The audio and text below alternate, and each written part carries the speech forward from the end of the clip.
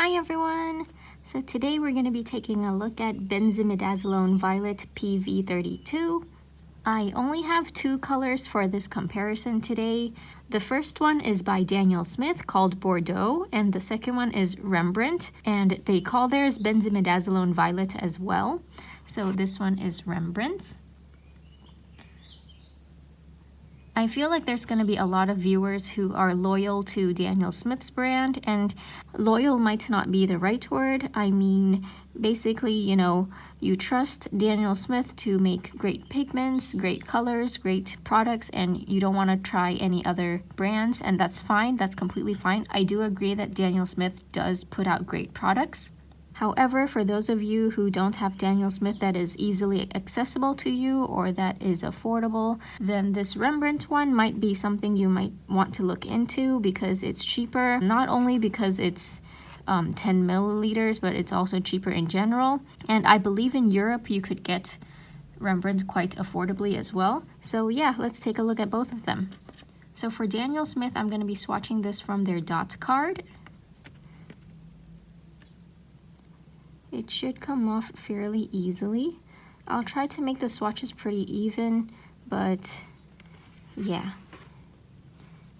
Oh, that's a beautiful, well, it looks to be almost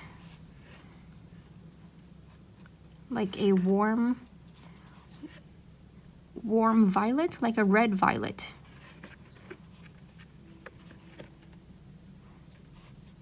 Beautiful. It goes on very smooth. Doing these comparisons makes me like I'm discovering that Daniel Smith colors are very smooth, as in they go on pretty easily, they go on really nicely. Okay, I think that's pretty good. So I'm not comparing this color with other colors because I mean, as you can see from various color charts, it's sort of deeper and darker than quinacridone magenta, but sort of brighter than quinacridone violets. And then we have the Rembrandt one here. I'm not sure how I should do this. That should be fine.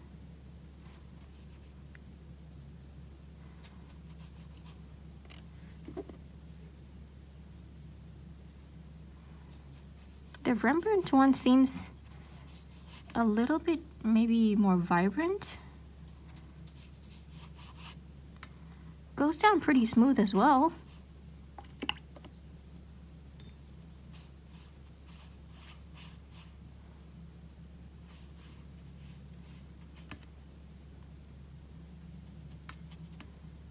I think they're quite similar. However, Rembrandt's one seems to be just that little bit more, you know what, it's a bit difficult to tell when they're still wet because I feel like there might be a drying shift. But this looks sort of more like bright purple, like almost a quinacridone magenta, whereas this feels like a little bit more crimson. It has that deep dark factor. Yeah, let's see. Let's wait till they dry and then I'll come back.